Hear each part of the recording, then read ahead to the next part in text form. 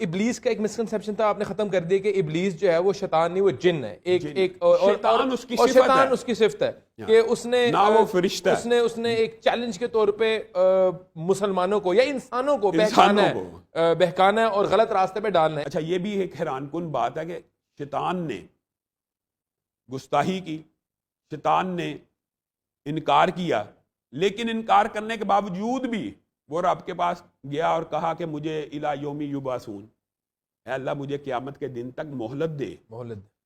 جنگ اس نے انسان سے لڑی، اللہ سے نہیں لڑی. اس نے کہا جس انسان کو تو نے مجھ سے فضیلت دی، مجھ پہ فضیلت دی. اچھا ویسے عقلی اور منطقی طور کے اوپر اب اس ابلیس کے دلائل دیکھے، انا خیر منہ، میں اس سے بہتر ہوں، میں آگ، اللہ تعالیٰ آپ نے مجھے اللہ کو بتا رہا ہے، اللہ آپ نے مجھے آگ سے بنایا ہے، میں سپیریئر ہوں اس سے.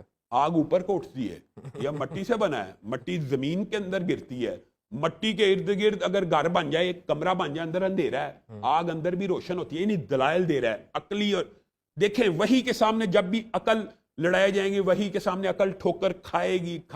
یہ ابلیس کے واقعے سے آپ سارے کا سارا نتیجہ خود بخود اخذ کر سکتے ہیں.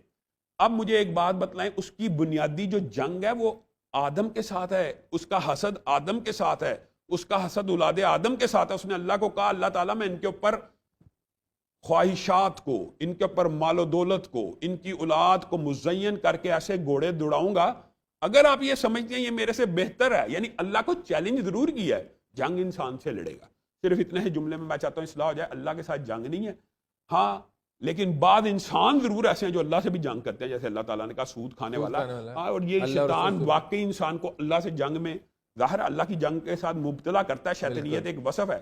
لیکن خود یہ بے ایمان ایسا ہے کہ بدر کے اندر بھی اگر آپ قرآن پڑھیں نا تو کہتا ہے انی اخاف اللہ. جب یہ لوگوں کو بہکارا تھا اور ابو جہل کے ساتھ تھا اور کہہ رہا تھا کہ بڑھو آج ہم مسلمانوں کو تہتے کر دیں گے، تو آسمان سے جبریل امین کو اترتا دیکھ کے، میکائیل کو اترتا دیکھ کے اس کے ذہن میں خیال آیا کہ شاید اللہ میری مہلت نہ ختم کر دے.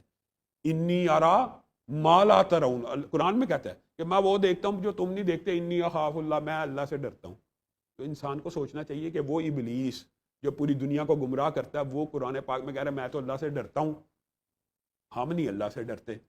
اور بنیادی طور پہ اس کی جنگ آدم کے ساتھ ہے، اور اس نے آدم کی اولاد کو بہکانا. یہ بھی جو فلسفہ ہے نا، یہ بھی سمجھنے کی ایک بہت بڑی ضرورت ہے. جو ہم نے ٹاپک شروع کی ہے، یہ جو آدم اور ابلیس کا مکالمہ ہے نا جو احادیث میں آتا ہے، اس کے اندر ابلیس نے اللہ سے ایک مطالبہ کیا تھا. جب حضرت آدم نے اللہ سے مطالبہ کیا، اللہ ایسا ہے ایسا ہے، یہ ہمارے پہ چڑھ دوڑے گا، تو اللہ تعالیٰ میری اولاد اگر گناہ کر لے تو اس کو معاف کرنا. دیکھیں آدم اور ابلیس کا فرق یہ ہے، آدم نے گناہ کیا، نادم ہوئے اور معافی مانگ لی. ابلیس نے گناہ کیا، نادم نہ ہوا، تکبر آ گیا نا، ڈٹ گیا، گناہ کے اوپر جم گیا. یہ دونوں میں بنیادی فرق صرف